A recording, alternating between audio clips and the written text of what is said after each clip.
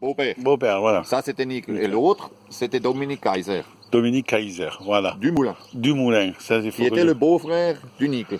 Qui était le beau-frère de Nickel. Donc de votre beau-père.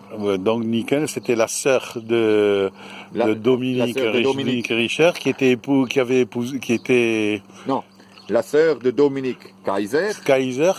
S'est mariée avec Nickel. Avec Nickel. Ah d'accord, oui d'accord, c'est ça.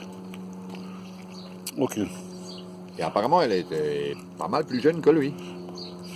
Alors, elle se demande, la belle-mère, pourquoi il a séduite la Kaiser. Parce que Kaiser était éduquée, elle connaissait le français, elle a été éduquée par les sœurs. Et la belle-mère dit, il lui écrivait tous les jours. Ah ouais? Et elle a été séduite certainement par... Ah, peut-être. Hein. Ça, je sais pas. Ça, je pense qu'on ne le saura jamais. Exactement. Alors, le Nickel, effectivement, il était simple.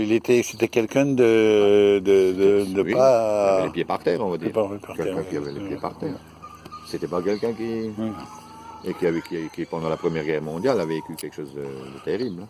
Parce que justement, ils analysent son attitude pendant la guerre, et l'universitaire se pose la question, mais quelle était sa culture? Est-ce qu'il était catholique? Parce qu'il a eu beaucoup de bonté, voilà.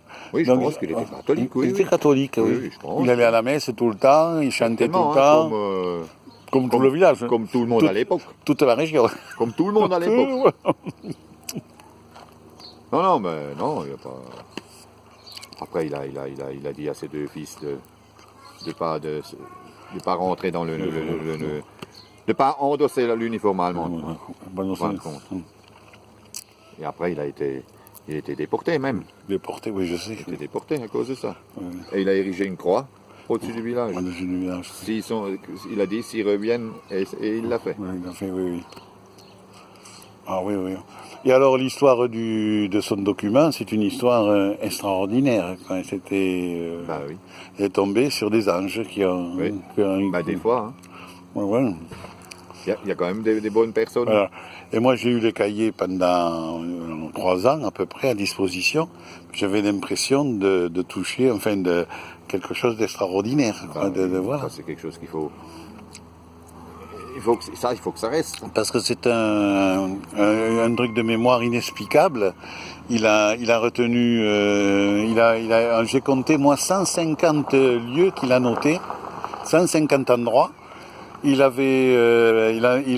mentionné 90 personnes, dont des personnes qui sont ici, etc. Et même les chercheurs allemands ont trouvé que le témoignage de Dominique les avait aidés pour retrouver des Allemands qui étaient morts, et que le témoignage de Dominique était plus précis que les recherches qu'ils avaient faites. Vous voyez. Alors on ne sait pas du tout. Il a sans notes, sans rien du tout. Il avait. Mais je pense qu'il avait une mémoire spéciale. Certainement. Moi, j'ai la fille aussi, elle a une mémoire visuelle comme si elle avait filmé, et puis elle est capable de revenir, etc. Voilà. Ulrich, c'était aussi un peu, on va dire, une tête. Une tête, oui.